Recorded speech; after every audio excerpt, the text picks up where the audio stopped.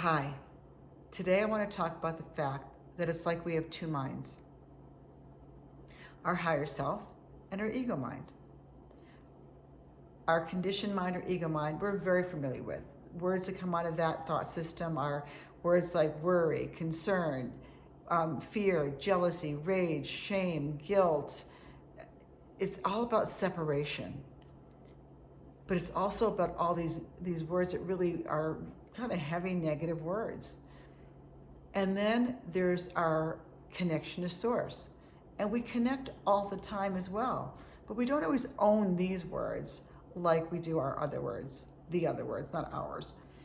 There are words like awesome. You might look at something, that's awesome, or that's beautiful, or stunning, or exquisite, and just majestic. And these are words that we might speak, but we don't feel like they're us.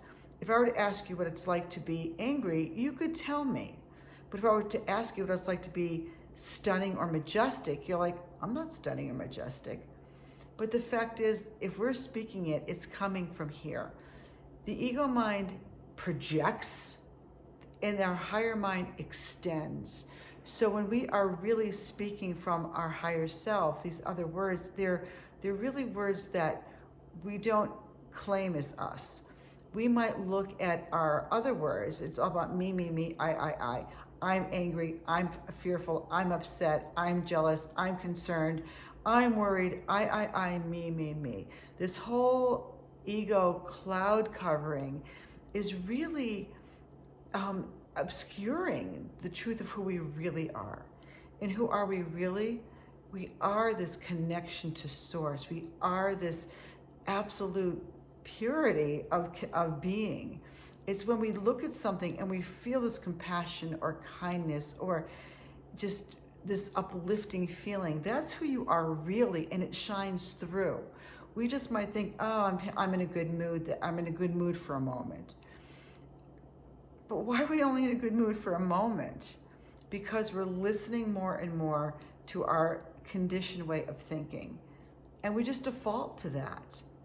But what if we start defaulting to the other, so that every time a word comes up or a feeling comes up, we start to look at that. I'm angry. It doesn't mean you don't work or you don't deal with the outside world. You may have to do something from the outside world. But are you doing it from your ego's point of view? Are you stopping for a second, looking, getting back into your heart, and dealing with the outside world from your heart, from another way of being? It's kind of like, when you wake up in the morning, let's just use this as an example, and you wake up in the morning and you're in a really good mood. And then for some reason you stub your toe and you jump around and it hurts like crazy and it puts you in a bad mood. So then you spill your coffee, you lose your keys, you trip down the stairs, and by the time you get to work, you're in a really bad mood, and that continues. Now, we've all had that experience at one point or another in our life, but the same thing can happen if you wake up one morning in a good mood, and you stub your toe, and you jump around, and it hurts like crazy, and then you let it go. And then you don't spill your coffee, you don't lose your keys, you don't trip down the stairs, and you get to work and you're in a great mood. The day is going to happen, but who are we following? Are we following our conditioned mind that is insisting things are horrible? Or are we getting back into our heart and really looking and being from that point of view as often as you can? It's a choice. So just taking a look at how or which inner teacher that we're looking at or speaking to or listening to, can you switch it? And you don't have to be perfect at this, but just willing to switch it when you catch it. Thank you.